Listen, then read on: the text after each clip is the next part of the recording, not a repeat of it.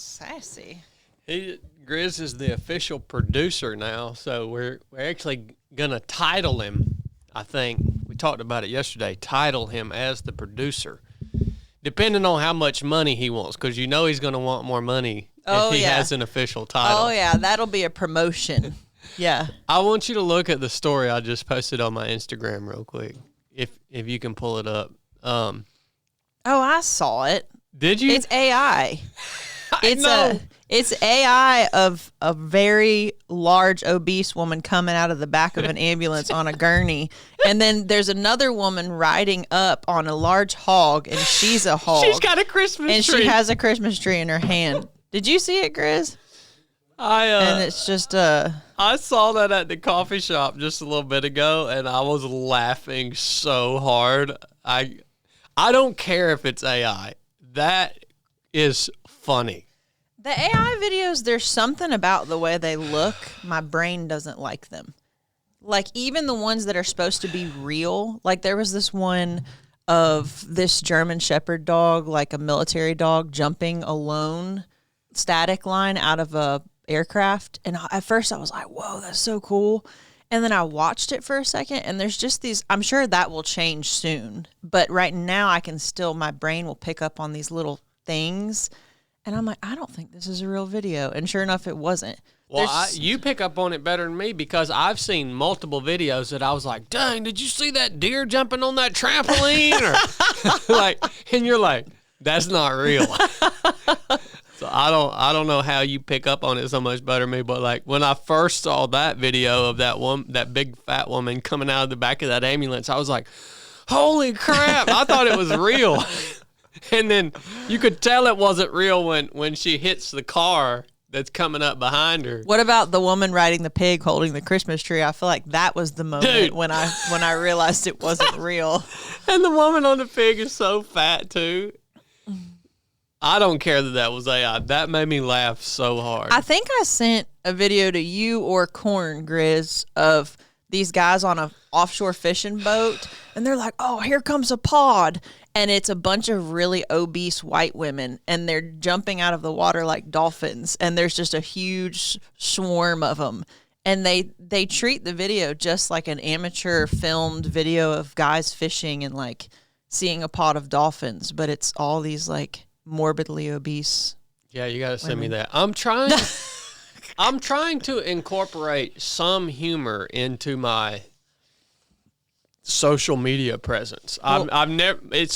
Humor has never been a part of my personal brand, because I'm not good at humor. Like, well, Blake and Chili will tell you I'm actually the funniest person in the whole crew. They just suck up to you because you're the boss. But I don't ever try to be funny. And I cannot understand stand-up comedy. Oof. People love it. I mean, people go, Chili and Jeff will go and watch these stand-up comedy shows, and Joe Rogan has a whole thing built, what do they call it, the Mothership or something. It's all stand-up comedy. I have never personally seen a stand-up comic routine that made me really laugh. What did we get to laughing about on the couch in the house? It was like yesterday or the day before. We got to laughing so hard about something. You remember that? I think you were standing in the kitchen. Yeah, I was giving you some kind of correction. It was some like I was giving you a hard, I don't remember. Oh, I interrupted you, remember? Yes. You've made, that's what it was. You have made a habit of, if I'm asking you, even if it's polite, to do something or to not do something, you'll hint my tone that I'm about to like give you instruction, and you'll cut me off mid-sentence and be like, I'm already doing it. And so you've, and I asked you nicely 2 days ago, I was with Nelson. I was saying, do you have the dog? And before I could get that out, you were like, I got him. And I was like, hey, babe, will you not interrupt me like that? If you don't like what I say, will you let me finish and then tell me like, I have the dog, thank you though, or something. And then you just did it again. I don't know why we thought that was so funny. We were laughing so hard about that. Those are the biggest laughs I've ever had in life, is when me and you get on something just randomly. I think one of the hardest laughs it involves we Grizz. ever had. I remember was this. involving Grizz. It was that meme of that big old fat lady. Fat people are always involved usually. Yep. That big old fat lady. And what did the meme say? I don't remember. Oh, it said something about when Chardell says you need another surgery after you just had surgery. Yeah. But I'm saying, what did the fat lady? It was like, she was making a face like this, and it was like, huh, or who, or something like that. What? Oh, it was what? What? Yeah. This podcast sucks so far. Nobody's understanding any of this. We made that meme of Grizz when he was going through his whole series of surgeries, and he had some doctor. He still has some doctor named Chardell. Chardell? Chardell. That he swears by this doctor, and yeah, dude, we laughed until our bellies hurt about that dang meme, man. Yep. That was great. But yeah, stand-up comedy just don't do it for me. And I like it. You do like it? Mm-hmm. Do you have a favorite stand-up comedian? I liked old school. I liked Bill Engvall. I liked Mitch Hedberg. He's gone. And then Chili's turned me on to quite a few people who I think are funny. I don't remember their names. I'm just impressed. I'm really impressed when I watch you speak, because I know you don't use notes. I know you don't have your phone. You're not referencing anything. And that's what those comedians do. But I think their success relies so much on the feedback of the audience versus I feel like you can go crush a speech and have half the audience is just like, meh, but Asleep. you still crush it. Yeah. But if that happens with a comedian, they failed. If people don't laugh, I don't know. I just wouldn't want to do that. There's something to me, though, about when it comes to laughter and humor. I guess if I nailed it down, what the things that are funny to me and really make me laugh are spontaneous. If I'm in an environment that is supposed to be funny, like somebody is intentionally trying to make me laugh, which is the stand-up comedy thing, right? You're going in there and it's like, okay, yeah, this is supposed to, it just, I don't know, it kills it for me. But when something happens, like I see this, that was spontaneous. I saw this video, this AI video that I posted on my story, and I was just cracking up about it because I wasn't expecting to get a good laugh in. Yeah. But the funniest moments have definitely been with us because you are good at humor. I'm pretty funny. Grizz knows how funny I am. I'm pretty dang funny. You are dang funny, man. Thank you. I guess we should introduce you to any new listeners. This is my wife, Brooke, and she's coming on the podcast today. This will be coming out on Christmas Eve. So yeah, I used to be Merry a regular Christmas. on the podcast, and then you guys kicked me off. Yeah. Still bitter about it, but I've accepted that, Merry you guys don't allow Christmas. women in anything of 3 of 7. It's just Whatever, how boo-boo. you guys are. What do you got there? Did you read that? I'm sure you didn't read that whole note. I read the first page and a half, and it's super sweet. It is from, I'm going to finish it after we start because we started the podcast quick. It's from Matt and Laura Eldridge. They said they've been passing this baby goat in a store, and its name is Gus. And they kept thinking that they should buy it for us, so they did. It was really sweet. That kind of stuff is really sweet. Also, this does look like something we would have in our house. So I will be giving Gus to Chags for sure. Yeah, that's a cool goat. It's a fine For sure. goat. Yeah, that was really sweet. My Brooke is pregnant with our first child. Did you just pull up your app? No. Oh. A son. I pulled this up because you made a post on Instagram about kind of going through some of the things we're going to talk about on today's podcast. And I saw a comment on that post you made this morning. It says, "Your husband is one of the least attractive men on earth. I can't imagine laying next to him at night and having to pretend that you are attracted to him." What? Let me see that. This is apparently a guy. Who knows? It could. Let me see. Who knows? It could be a bot, but. Oh, that's 100% a bot. He has the Michael Jordan as his profile picture. Yeah. It is 100% a bot. Wow. There's so many wonderful comments on that, and that's the one you chose to read on the podcast? It literally just popped up on my feed this morning, and I saw it. I was like, wow, that guy right there really, if that's a real guy, he really doesn't like me. So, pregnancy. How's it going? It's good, but I mean, you know how like methodical I am. I would rather start back a year or so ago and kind of like go through, because that was my understanding of how you wanted to do this, was like, we're gonna do whatever you want, like, baby. How did we get here? Because everybody knows that's close to us that we've said we were never having kids. And I think we both were on board with that until like a year ago. And then here we are, 5 months pregnant, you know? So I think for me, like whenever I come on the podcast, I just try to think of what would be interesting to me. Like if I tune into a podcast, like what would be engaging? And I don't care about somebody. We can talk about pregnancy, but like, meh. But it's cool. One of our 3 female listeners may be thinking about getting pregnant, you know? Well, if you guys didn't kick me off the podcast, you might not have lost a lot of your female listeners. Yeah, that's a good point. You may we have backed way off of our sexist jokes. because I'm gone. Because you don't have anybody to aim them at. That is true. Yeah, we never did. We never. The Lord did not put the desire in our heart to be fruitful and multiply.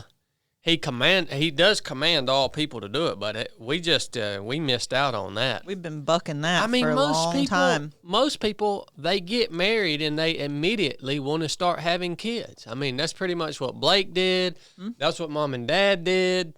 Well, y'all had a couple of years, right, Dad? Not very many. She was 22. 2 years before they had me. Not long at all. That seems pretty average, though. I mean, how many women are we close to that are in our inner circle who, like, if you asked them when we were growing up what they wanted to do when they got older, it was like, be a mama. Mm-hmm. Like, a lot of them have good careers and jobs and stuff, but, like, that was what they were looking forward to in adulthood, was being a mom. And I was always like, no, I don't have that. Yeah. Like, still don't have that. Like, I have no freaking clue what we're about to do. I'm excited, but, like, I don't know what this is going to be like. I think it's some sort of natural instinct in the human that makes them want to have children. But we don't have it. I mean, it makes sense that natural instinct is there, or else the whole species of human being would go extinct. Yeah. I've always wondered that, though, like, why we don't have, like, I remember a couple of years ago, well, really on and off, because we've been married 13 years together since 2006, 2007. Yeah. On and off, excuse me. Bless you. Thank you. And, lost my train of thought. I was anticipating this. Well, okay. I think. Oh. Go ahead. I was thinking, nope, lost it again. You funny boo. It's so bad. People are apparently people in America are having less kids now. But just thinking along these lines, why do people want to have kids? I think it is some way a part of a natural instinct, but also, you know, for most of human history, there was a purpose in having kids. Yeah. You needed a hand. Like, you needed some folks on the farm that was going to help, you know, till the garden up and pick up rocks and go out and hunt and, you know, do chores and stuff like that. We don't need that anymore. Yeah. Well, let's get into that. Like, what were your main thoughts? Like, aside from that, like when people would ask you, because a lot of people have asked us over the years, a lot of people, are you guys going to have kids? Are y'all going to have kids? Y'all should have a kid. You'd be great parents. Are y'all going to have kids? Like, what would go through your mind when people ask you that? No, I love my life. Why do I need something else in my life? Like I could keep living my life with you for I don't know the amount of time that I would ultimately get bored with it. Like seemingly just infinitely, I could just keep living the life that we have, doing fun stuff, traveling, working, creating. I mean, our marriage is great. Why do I need something to come in and interrupt that? Like, are you crazy? Like, yeah. And another thing that I would do is I would look at my life, our life, and how good it is in terms of what we do whatever we want. We have all the money we need, like, because we're not having to buy all this stuff, and we don't need a big house with extra bedrooms, and we can live very simply. We can drive old vehicles. Like, so I also would look at my life and then look at the lives of the people who do have kids who are asking me or telling me I ought to have kids. And I'm just being blatantly honest with you. You should be blatantly honest. I would look honest. at their lives and say, I don't want my life to look like yours. You know what I'm saying? I do. Like, yeah. I guess that's subjective, whose life is better, because it's all about what you want. I'm sure they think their life is much more better than mine because they have all this purpose and, love for these children and all this stuff. And I'm like, yeah, that's not appealing to me. None of that looks good to me. So that's what I've always thought. You know what I mean? Yeah. I was very similar to you in that, like, so I felt so content with our life and with our marriage, and like we just have so much fun. And I also had that thought of like adding something to us, and this would probably just detract or complicate, was usually what I was thinking. But I think for me, the biggest thing that held me back from, I think I wouldn't even consider having kids because I was so fearful. And I think the Lord has helped me with this fear because I don't struggle with it right now. I give all that to Him, the credit to Him for that. But when I would think about having kids, I would think about my flaws with like the things I struggle with like anxiety and spells of depression and like obsessive thinking. And I would be like, there's no way I could be a good mom. There's no way. Like, there's no way I could shield my child from like having to be impacted by those things that I struggle with. Which is really wild that you think that was one of the main things that you thought about, because if you could hone in on one specific gift that you have, it is the ability to care really well for people and things. Yeah. Like if you could hone in on one Thank thing, you. like even in spite of all of the things that you struggle with, like you've always still cared for other people and things really well. Once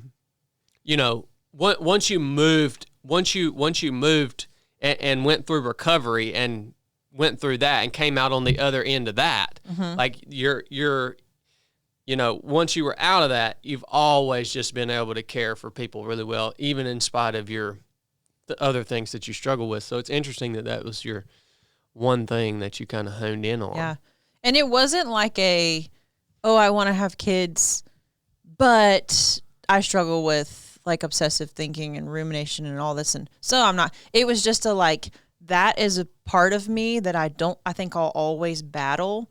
And so having kids is not an option. Like it just wasn't something that I entertained. Does that make sense? It wasn't like a loss. It wasn't like there was no conversation in my head. It was just like, no, I can't do that. So did you feel like kind of in a way you had to be as perfect as you could imagine being before that was something you could do? That's exactly. I started opening up to Jennifer and Stacy and Kelsey and these women in my life who I love the way that they mother. And I was just, they would ask me, and I would say, no, like I'm too messed up to have kids. Like I do this and, behind closed doors, these are the things I think about. And, you know what, like, how could I would mess up a kid. And they were so generous in sharing like their personality flaws and how they have impacted their own kids and like how that's just normal.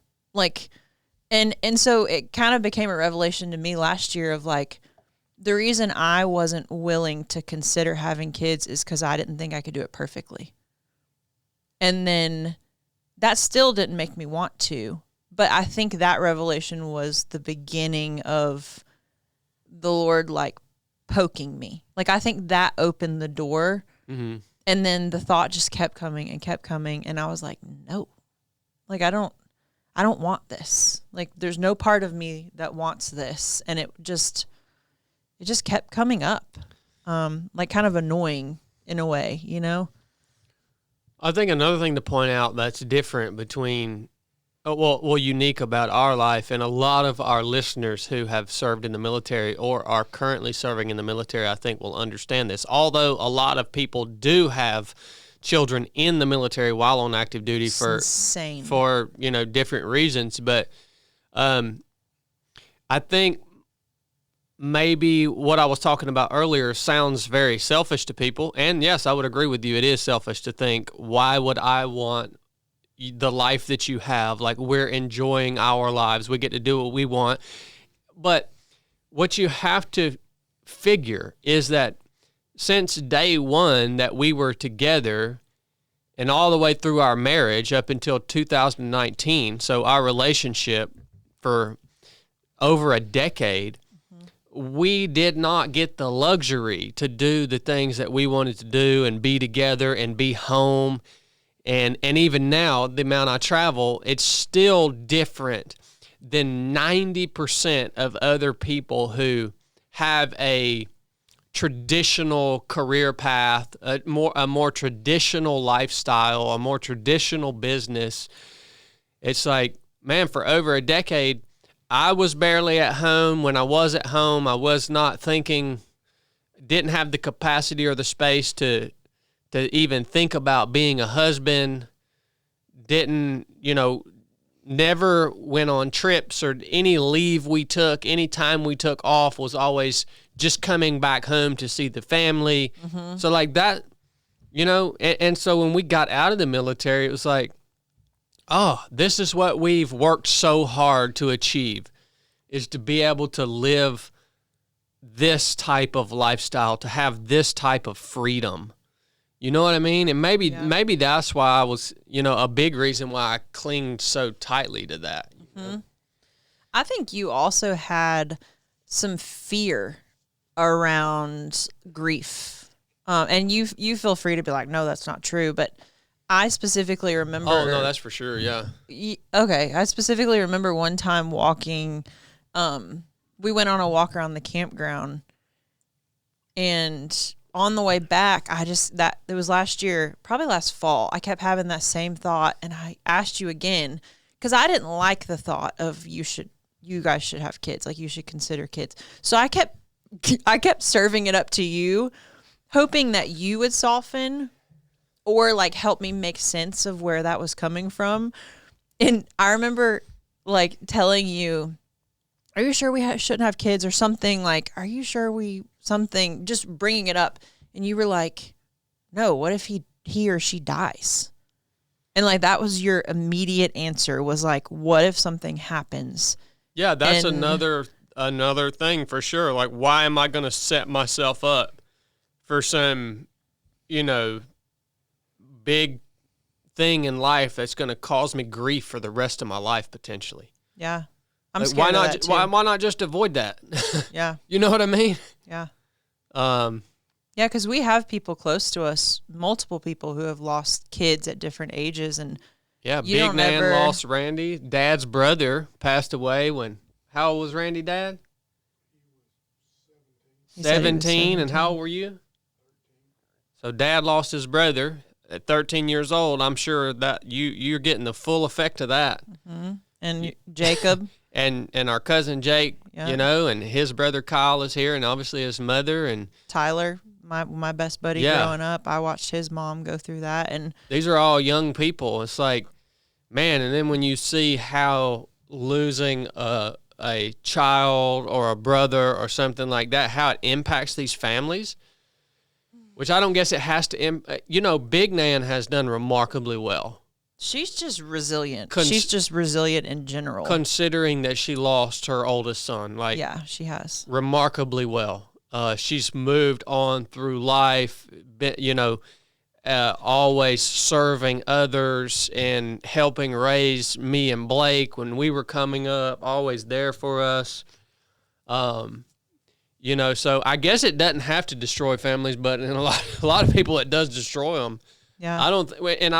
I would be interesting to ask Big Nan or Phyllis has done well too. Phyllis has just kept well. pouring into kids on the bus and kids in her life, and she just it'd be interesting to ask if you ever like. No way. I don't guess you would ever get over it or put it behind you. So what? You probably just carry that grief with you all the time. Good night. You can avoid that completely if you just don't have kids. Yeah, but that goes against the encouragement that you give a lot of people. And usually you're doing it in a context of like a physical challenge or starting a business but you tell people like, if you're not doing things that scare you, like, what are you doing? Yeah. And I feel like that falls under that category. The stakes just feel so much higher than running a ultra marathon or starting a business. It's like, oh, no. Yeah, for sure. This is like, so I do think it's interesting that you and I both, like, on the surface, it seemed like it was true that we loved our life. We didn't want to complicate it. We were super content and happy. I'm like, why would we change anything? But the next level for both of us was my fear about my own character flaws, and then your fear about grief, which is something you struggle with, is just entering into grief, which you've done beautifully at the last year or so. But yeah, I think the layers of we're not supposed to have kids, we're not fit for this, they're deep. My perspective on this whole thing now, my mindset on it is that the child that we're going to have, Lord willing, is a gift that God's giving us. And like, I've just had to shift my perspective to be like, we are just stewarding this child as, a gift from God. It's his son. Right.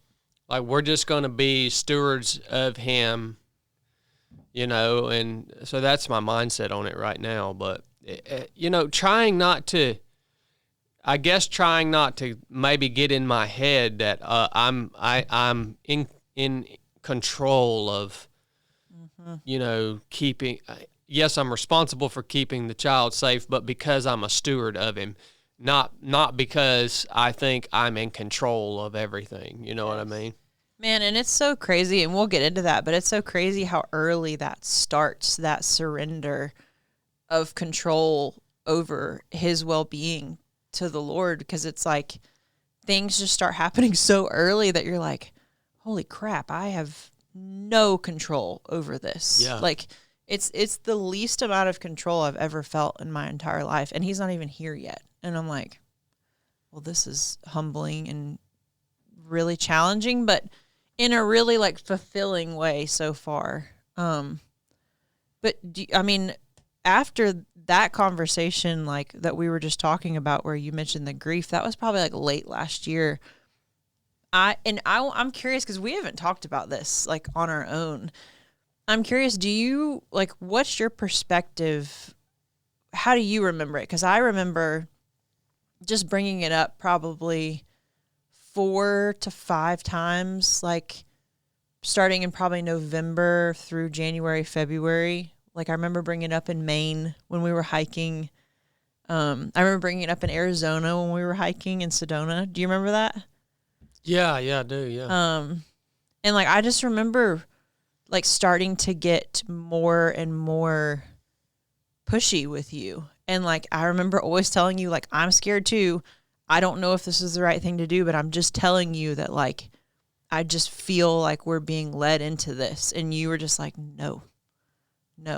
And then I think you started to soften. I don't, like, how do you perceive those conversations in that time period of, like, talking about it before we made a decision? Yeah, I don't know how exactly that transition worked, but I don't think that I would have ever been the one to push to have kids. I don't think that I can't see a scenario where my mind would have ever changed and I would have been the one trying to convince you that we should make an attempt at, having a child.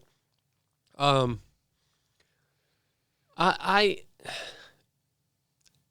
mean, the only thing that comes to mind is I just thought, well, if this is something that the Lord has put on your heart and, I'm your husband, like, I do have a responsibility to pay attention to that and to honor that. You know what I mean?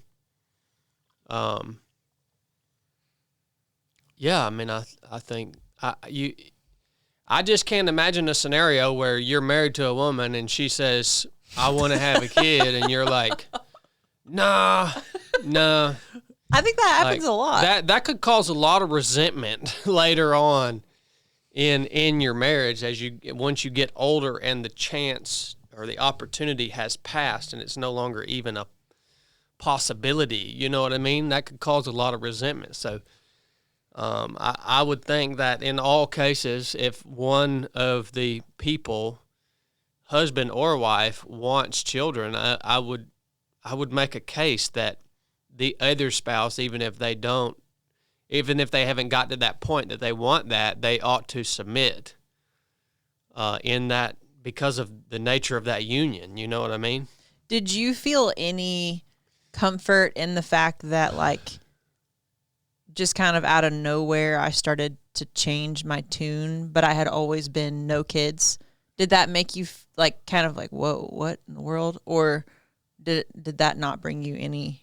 Because you no, I definitely had to pay attention to that. Yeah, because I mean, I know that you are in Christ, and like, I have to pay attention to what the Lord sees us as one unified, togetherness, to body, essentially. So, like, yeah, I have to pay attention to that. Yeah. And can't just blow that off. Yeah. Because the Lord is going to use you in different ways than He's going to use me in our family unit. Him as the head and us, together. Obviously, him as the head of us, me as the head of our family, but us also joined together permanently, becoming like this special team moving through the time and space. I love that. And I love how, like, when I reflect back on that season, it's like, it's really cool because you are the leader of our family, and I'm really headstrong and like to argue, and like, I'm not the most submissive on the outside, but I feel like I do pretty good at letting you lead our family. But it was cool in the whole kid conversation that for some reason the Lord chose to push me into it first.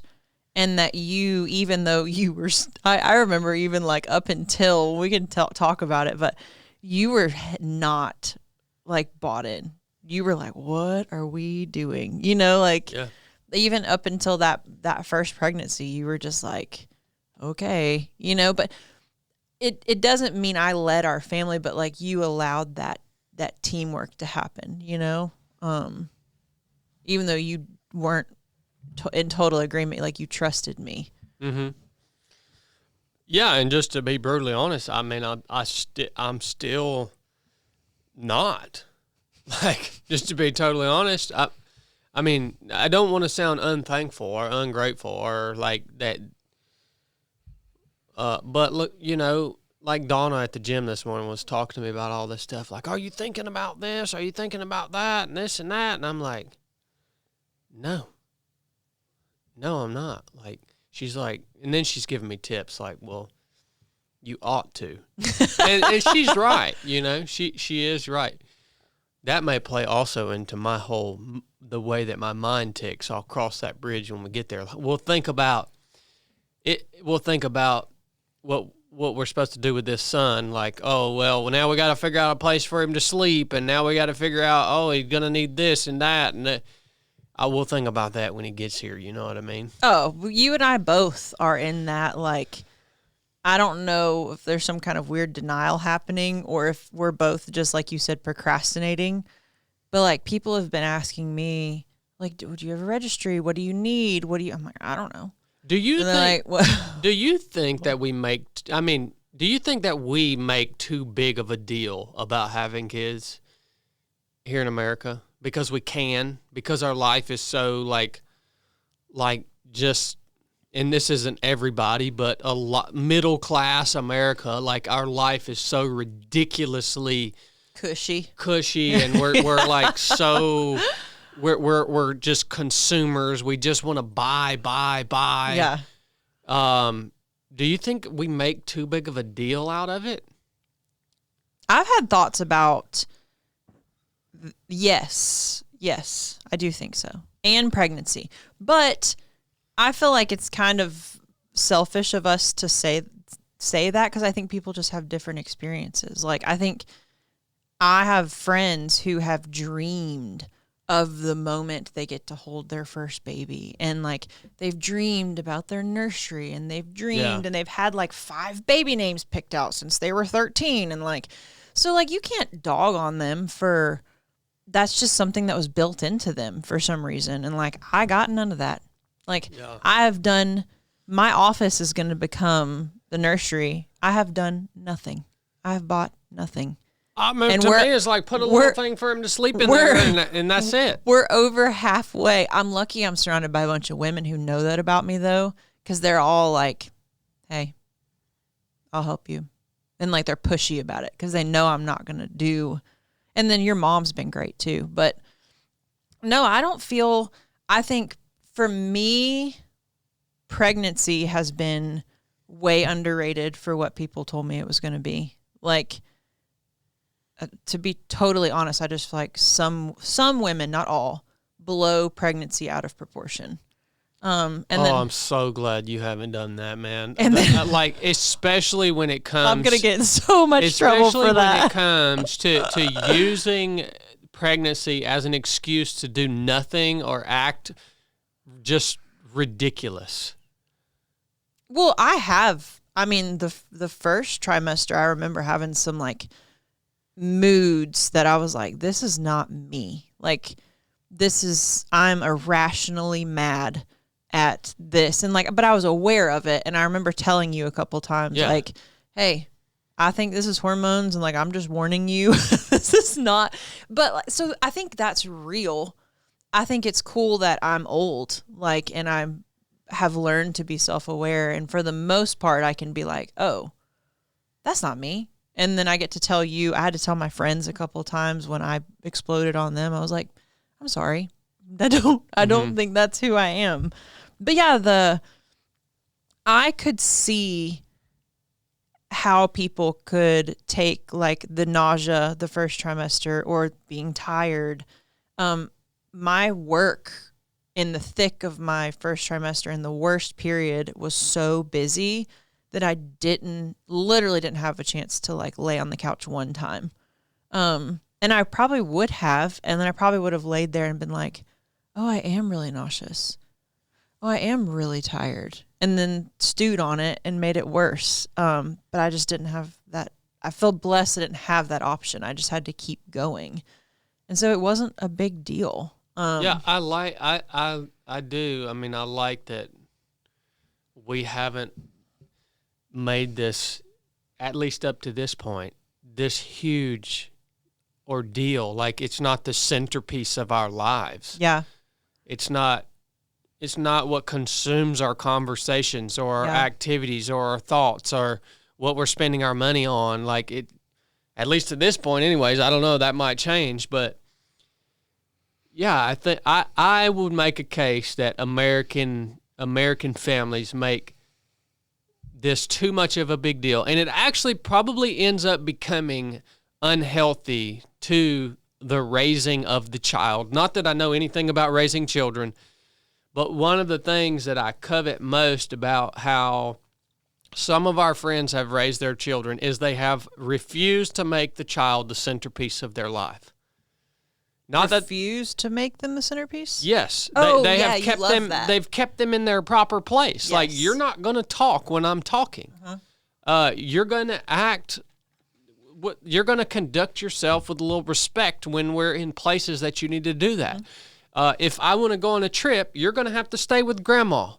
Or get on a plane. And Like, you are not the centerpiece of the family. Gosh, and we're so blessed to have like the wards. This morning, I did a quick walk with Kelsey and Kelly, and Everly's like, oh gosh, 2023. She's like 2.5. So she's talking and she wanted attention, and we were talking, and she was just being a kid, like hanging out of her wagon and like laughing. And Kelsey stopped and like got down at her level and was like, hey, me and Aunt Brooke and Aunt Kelly are talking right now. You have your book. You have your snacks. I need you to sit quietly while we talk. You can listen, but you can't interrupt. And like, I think I don't think I've witnessed it. I know there's so many people that would be like, oh my gosh, she's 2. Like, she's 2 years old. But like, Everly is a delight to be around, and she actually picks up on that stuff. And like, she can integrate into any environment and not detract from it. Now, she also gets to be a wild, feral kid most of the time. But like, the Wards and Kelsey and Benji are teaching their kids, you can be wild and crazy, but there are times when you don't need to be. Yeah, and also, how many women go through, women and I'm sure men too, mothers and fathers, go through a crisis when their children get old enough and they leave home. That may happen to me. I'm not saying that all of a sudden, if we have a son, that I'm not going to get completely consumed by it. I hope I don't. Yeah. But yeah, how many dads and moms have this crisis when their kids have to leave? Because why? Because they've made the kid the centerpiece of their life. It's going to be so hard. They don't have any real individual passions or dreams or desires outside of that one thing. Or friends or whatever outside of that one thing. It's like, man, you are setting yourself up for some failure. And okay, that applies to everything in life. That's kind of the same thing that military members go through when they put their entire identity in their job as a soldier. Mm-hmm. And then they come out and they have a daggone crisis because all of a sudden, oh my gosh, that's gone. You know what I mean? I don't want to fall into that trap, man. I don't either, but I'm already bracing. And I don't think you can wrap your mind around it, but I feel like I can a little bit, of how hard that's going to be to like put up boundaries with your own kid. Because like Nelson, our puppy, we're crate training him, and it's better for Chad and I both if he goes in the crate at night. Chad went out of town a couple days ago. I brought the puppy into bed. He's been in bed for 4 nights. He doesn't he's fine. But I did not want to put him back in the crate. I know you didn't. And if I'm like that with a freaking dog, can you imagine how hard it's going to be for me to be like, all right, this kid of ours, he needs to sleep in his crib so I can get a good night's sleep. Like, the intensity of love of this puppy we've had for 5 weeks versus, so like, I can say what I want and like the type of parent I want. And I have these awesome people in my life who I'm like, that's the style I want to be. Mm-hmm. But I think we're going to have to be really intentional and like remind each other of how we want to do it. Cause I think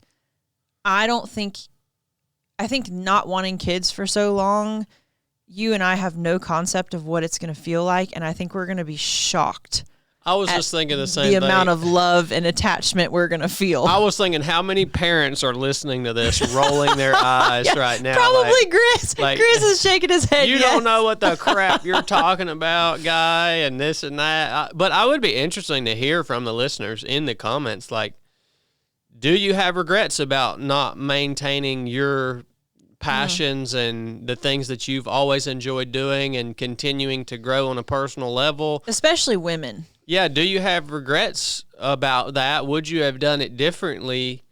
Or are you thankful that you put everything into raising this child and made them, I keep using the analogy, the centerpiece of kind of your passions and your it's a good analogy. Focus. You know what I mean?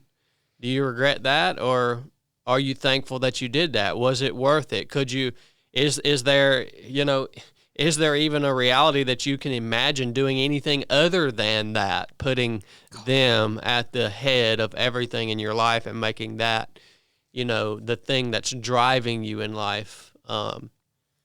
Yeah, because we don't know. So for all you guys rolling your eyes, you can, if you're watching this on YouTube, you can, share with us in short your experience in terms of that in the comments. And I'll read the comments on this one for sure. And my friends that are successful at what we're talking about like maintaining a identity outside of their children, specifically women, because I think it's harder for them.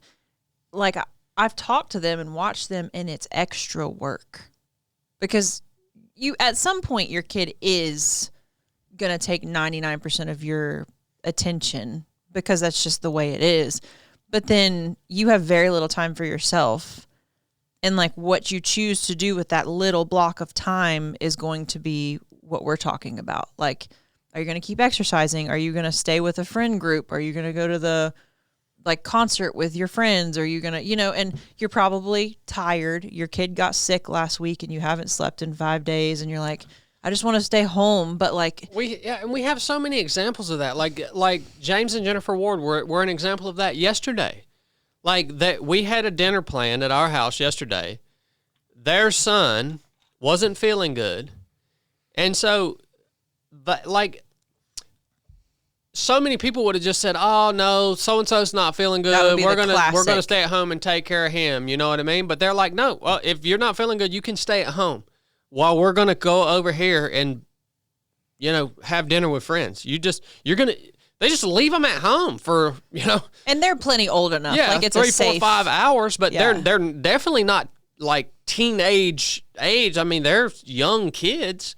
They're teenagers, and their mom lives like 5 houses down. Yeah, but still. I mean, it's not, they're not putting them in an unsafe position. It's just like, hey, we have a life. If you don't feel good, we have a safe space at home, and you're going to stay there. Your grandma's 5 minutes down the road. If you need anything, call her. Yeah, I love that. That's an example. So I'm not talking about this.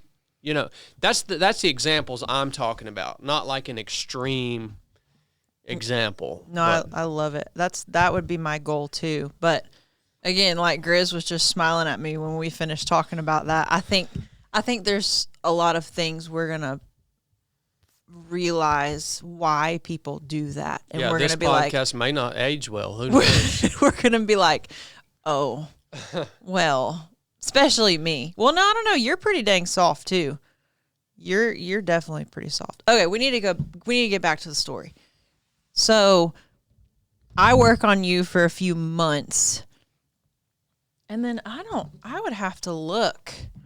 I guess it's pretty much irrelevant. Yeah, the dates don't really matter. But I guess early last year, like spring, I convinced you to just remove the goalie.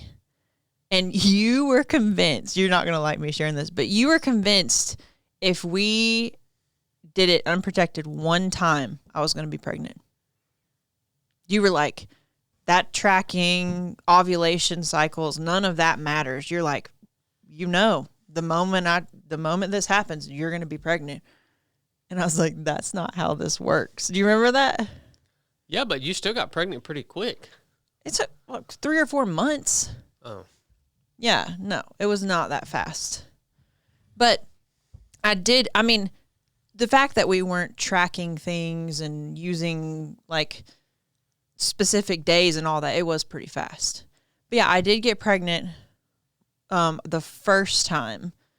And I think when I found out, we were like 6 weeks along, maybe. We were early. Mm-hmm. And we knew for, do you remember, like a week maybe? Yeah. Yeah. A week till what? How long did we know I was pregnant? Because we knew a couple days before we told the family. Yeah, it was a week or two. Yeah, you brought me that little camouflage pair of Crocs, you know. Yep. And then I actually got really excited about it. I thought, oh well, okay, this is cool, you know. You got giddy, which was really confusing for me. Yeah. I remember going to my friends and being like, I don't know what's going on, because I felt like when I saw the pregnancy test, I felt like I was gonna faint. Like, I felt kind of like nauseous and like cold. Mm-hmm. And I was like, oh, God. Like, for some reason, I had in my head that all the drugs I had done and that all the stuff your body had been through, I was like, there's no way. Like, you're 37. I'm about to be 35. There's no way we're going to. I just didn't think we could get pregnant. I don't know why. Maybe that's a normal thing that people think. So I was just shocked. And then that initial like revelation that we were pregnant, you had zero fear initially, or like, yeah, you just seemed excited. Yeah, I think I was excited. I think I was excited, and then after a few weeks, we lost that baby. Right. And then that was harder for me than I anticipated it was going to be. Hmm. And so I think that has affected me now. I agree. With the excitement that I feel with the baby that we have now in your belly, because that was hard. That was like I realized, whoa, we got way too excited, way too quick. Mm-hmm. This is a really common thing. That miscarriage. Yes, this is a really common thing that people lose babies during pregnancy. So I think with this one, I've been like, well, let's see how it goes. Like, let's just take it. Let's just go day by day. You know what I mean? Let's just see how it goes. That. And yeah, that was pretty tough. I was definitely really sad about that. And you literally left. And went noodling all weekend and left me home by myself while you were out with your girlfriends noodling for catfish. And I just had to sit at home and be sad all weekend. Did I not I'm not hitting you on that. Did I not ask you if you wanted me to stay home? Yeah. Twice. Yeah, that's a funny story. It is a funny story. In the midst of sadness, yeah, it's a funny part of it. There's definitely, yeah. That was the morning of. I was leaving that day. Yeah. Yeah, that was rough. I mean, I think you were more sad than I was, because I think I was still in, like, the first night I found out, I didn't sleep at all. Like, that day, I was just, like, I was so shocked that it happened. I think I was still in that processing phase, and I was still like, uh-oh, did we make a mistake? Like, what did we do? Was this, like, did we do this too fast? We're not ready. Like, am I ready? Am I crazy? What, you know?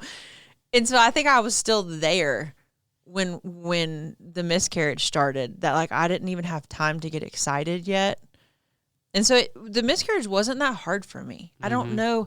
Like, I was disappointed, but I think it got hard 2 or 3 months later when I kind of was like, oh, I do want to be pregnant. Yeah, yeah. Like, I do want this. That's what it seemed like it did to you. It seemed like to you it actually made you realize how much you actually did want to have a child. It did. Yeah. Yeah, because it did. It had totally different effects on us. Yeah. Well, you know? I think I feel like I can say this because I'm your wife and I've been with you for so long. I think what happened to you is that built-in protection mechanism you have for grief. And like I still notice that in you now with this baby. And it was like, and I have it too. That's why I think it's easy for me to see is that exactly what you said. Like, let's not get too excited. Like, let's just wait until he's here and he's healthy and he's okay. And then we can celebrate and like get crazy. But I understand that like you were really all out excited about it the first time, like zero fear, zero holding back, and then, you know, lost it. And so I was like, well, yeah, I just understand. I don't know. Maybe that's not what you're doing, but it feels like you are. No, I definitely think it does. Yeah, Donna was pointing that out this morning. She's so smart. She's very, very She's a intuitive. very wise woman. Yeah. Yeah, she is. And you would, and you know, yeah, it's funny how many wise people are out there that don't have degrees and platforms and aren't noticed, and you just have small conversations with them, and you're like, man, this person is very wise and like has good advice. She's one of those people. She is. But yeah, she was pointing that out too when she was like asking me all these questions about, are you excited and all this? I was like, no. And she was like, oh, well, probably it's has to do with this. You know what I mean? Yeah. And I was like, yeah, that definitely plays into it for sure. Yeah. Well, I've been praying for that not to dampen my experience with this pregnancy. Yeah. And I think it's working. And not every day. But so fast forward, miscarriage, I think 2 months go by. And then I was like, you know what? I actually want to try to get pregnant. Like, I want to like track my cycle and like the days you're supposed to. Like, I want to actually commit. And I think you said yes immediately, didn't you? Yeah, probably. Yeah. And then so we got really, really lucky. And I think 2 months later, we were pregnant again. But that the night before, because the pregnancy tests are such a dang screw, like mind screw. They're awful. Because when you're excited about being pregnant and you're like, the thing he says, take 6 days before the first day of your missed period, you're like, I could probably take it like 5 days before. And maybe if I am pregnant, it'll show. And like, it's just, if there's women listening, they'll be like, oh yeah, it's awful. Yeah, I think the old way would be so much better, that you just had to wait and see if you were pregnant. Like, you had to give it some time, and I could see how those pregnancy tests could be consuming and just screw with your mind. Yeah, you have to just, like, I had to set boundaries around, like, I cannot take one before this day, period, no matter what. But I started feeling things in my body, and I was like, I'm pregnant again. And like, I remember telling you, I think I was. Then I took a test when I was supposed to, and it said negative. Mm-hmm. And I remember coming to you and being like, we're not pregnant. And you were like, you said, we're never going to get pregnant. Do you remember that? Oh, no. You don't remember that? Mm-mm. You were bummed. And so that night, our elderly dog, who was 13 and not doing well, she hasn't been doing well for like 2 years. She started having some like odd breathing things. And I just decided, see if I can get through this without crying. I just decided that like it was time. And I called the vet and we scheduled it for the next day. And I woke up that morning and I was like, I felt weird. Like, I just felt off. And I think we were going to put her down at 10. And I gave in to what I was talking about, the lure of the pregnancy test, and took one. And it was like really positive. And I came in the kitchen and told you, I was like, oh, we're pregnant again. But like, you and I were both so sad that it wasn't like, you were like, really? And I think you gave me a hug. But that was an odd occurrence. It was so weird. That was an odd occurrence. Because Jada was our first, like, being that we cared for together, you know? Yeah. And so the day that she was dying, we found out that we were pregnant again. People don't understand the love that we had for that dog because they haven't walked our path. Like, they don't understand how a dog could mean that much to us because they haven't walked our path. Like, Yeah. you don't understand. You and nor do I expect you to. I can't understand what you've been through. Yeah. Like, but we can't describe to you of how special this dog was to us for so many reasons, and just because of the period of our lives that dog went through with us. Like, yeah, I don't expect you to understand it, but you know, so many comments are not so many. Some comments are like, how, and people listen to this. How could you be so? Like, how's this dog dying such a meaningful thing? And you saying this is an odd occurrence that you found out you were having a baby on the day that this dog died and this and that. Well, look, I will tell you that dog, Jada, dying was the hardest day of my life in terms of grief. The hardest day of my life. And, so that's why it was such an odd occurrence. That's why it was such a impactful thing. Like, I think a day in our life that we will literally never forget. And there aren't many of those days. You don't have many of those days, at least I don't, that you will, I believe, will remember vividly. Yeah. For the rest of your life. Yeah. And if you have never gotten to love a dog like that, I feel sorry for you. I do too. There are so many people listening to this though that get that. You know what I mean? Yeah. There's so many people that have put a dog down that they've had for 10 plus years, and it's just like, whoa. But I mean, I totally forgot that I was pregnant that day. Like, that day was just, oh, it was as beautiful as it could be, but it was awful. But I remember the following days being really grateful that, like, there was this really cool light and hope in amongst the sadness. Like, it was Dude, that was some biblical stuff. That day was some biblical stuff. I don't feel like it was that significant. The Lord giveth, and the Lord taketh away, man. Classic domestic people stuff. I'm talking about that was some biblical times we lived through right there. Oh, yeah, it was cool. It was cool to experience, like, that grief that I had dreaded for 10 years, and then simultaneously, like, being grateful and excited that I was pregnant again, and scared, truly scared. But yeah, that was wild. And then we had a deep sea fishing trip scheduled. We were taking Grizz to Florida. That was such a fun trip.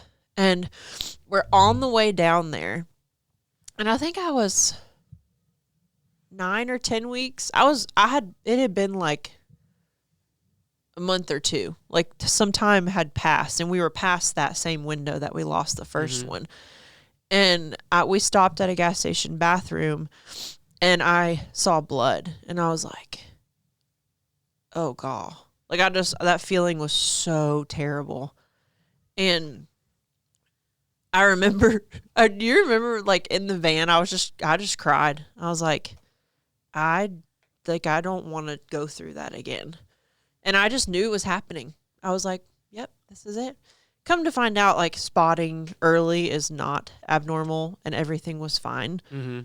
But, like, that was just that drove me further into what you and I have referenced several times about, like, we're not going to get super excited about this because we just don't know what's going to happen. And when you choose to hope for something without reservation, there's just so much more room to be heartbroken, And so I just decided, I was like, I'm just going to live my life, enjoy my life, and take care of my body, and, like, follow the rules, but I'm not going to like put all my eggs in this basket and start getting excited about this. Yeah. It's all mental training. It's all mental training, rough. and it's all a stark reminder of the reality that you're not in control of anything in this life, which is a good thing to keep into perspective. And I think is something that many of us lose the proper perspective of. We want to cling so tightly to the things that we want, the things that we desire, and we want to imagine that we have so much control over them. And really what you're doing is setting yourself up for failure. You are setting yourself up for failure. And this really applies across the board. I mean, does. We're talking, how does it apply across the board? Well, we're talking about spending, $10,000+ to build out a new studio for the podcast.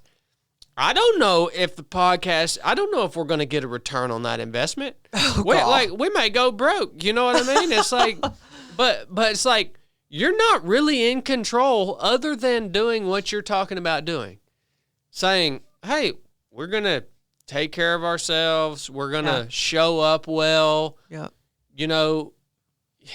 Those are the only things that you can really do. And everything else is truly out of your control. Yep. And that's the world. That's this life experience. Yep. Is really what it is, man. And in that, like, for me, the turning over control also meant not giving in to fear. Because especially even before the spotting started, I wanted to go on Google and be like, how do you prevent a miscarriage? What causes miscarriage? What do I do to, and like those first couple weeks, I would keep working out, but I would like barely do anything because I was just so scared. Like, what if my exercise was what, killed the first one? And what if I did this? And maybe I took my creatine and I wasn't supposed to, or, and I just had to stop. Like, just, There's no end to that.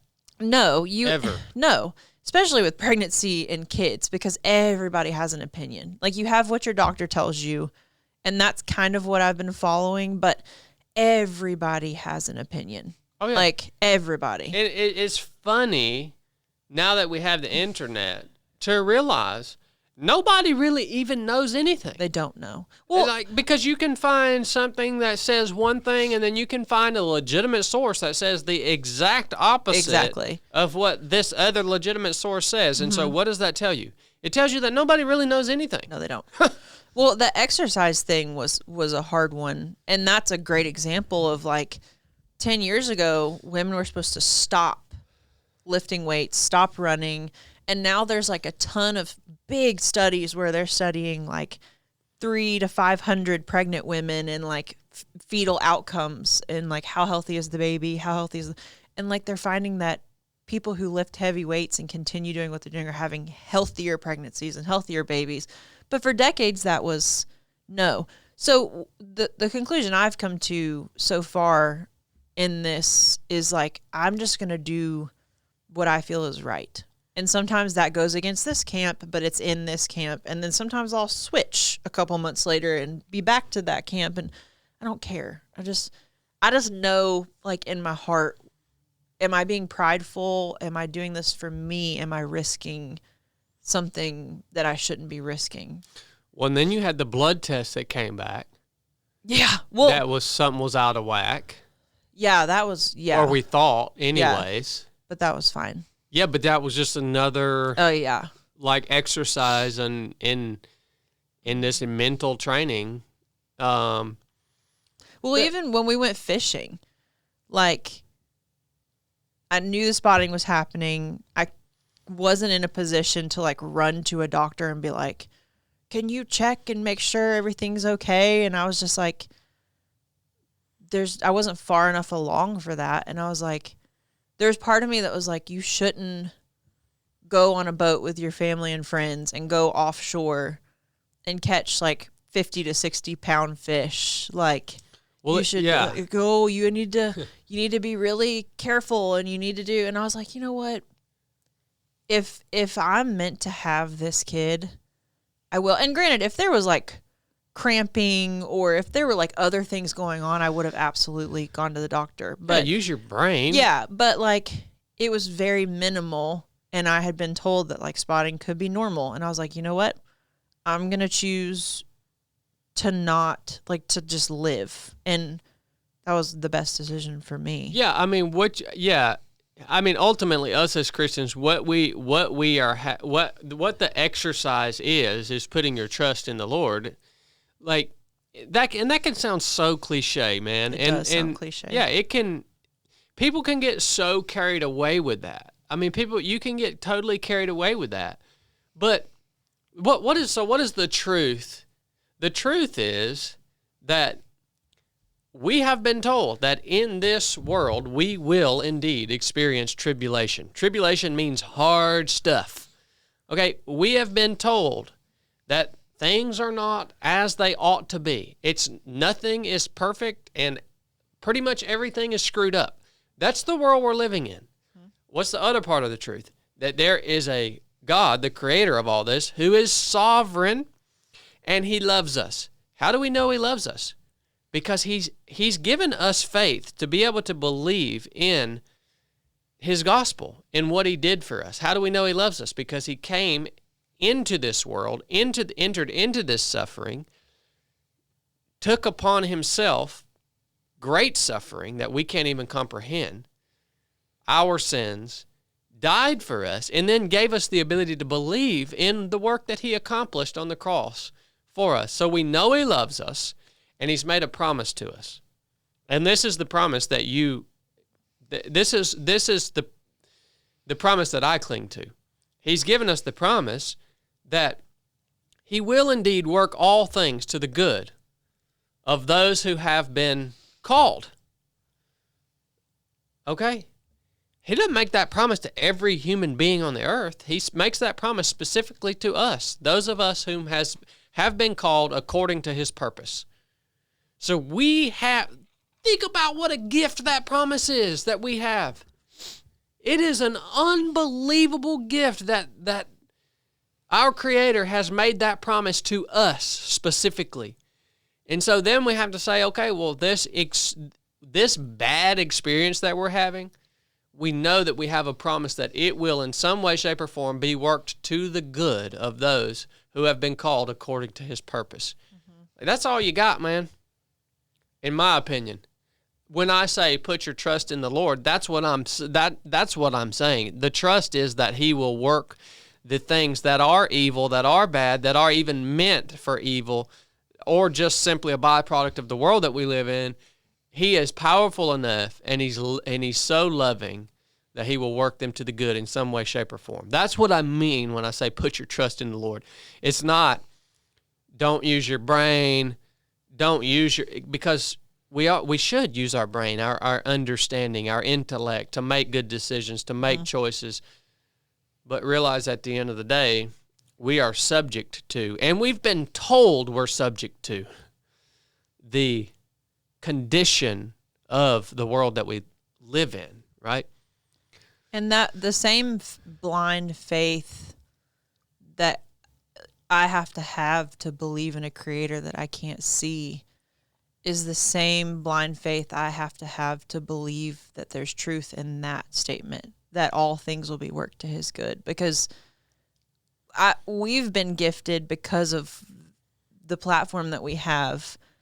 We've been able to share a lot of really hard parts of our life, and like we get to see the good that comes out of that. You know, like yes. We get feedback, and but I think, dude, that's so 90% of the time when you suffer in this life, and you just have to choose to trust that he's going to use it for his good, but you're not going to see that, and you're not going to get the reward and that warm feeling of like, oh, I went through this really hard thing, but it turned out to bless somebody else, or it turned out to point this person to the Lord, or it saved this person, or it brought peace to this guy in Kansas somewhere, you know, like you don't get to know most of the time. That's so important that you talked about that, because you use the word blind faith. And a lot of times we like to, when we talk about trusting the Lord and trusting that promise that he's given to us, we like to talk about it in the sense of you have to choose that.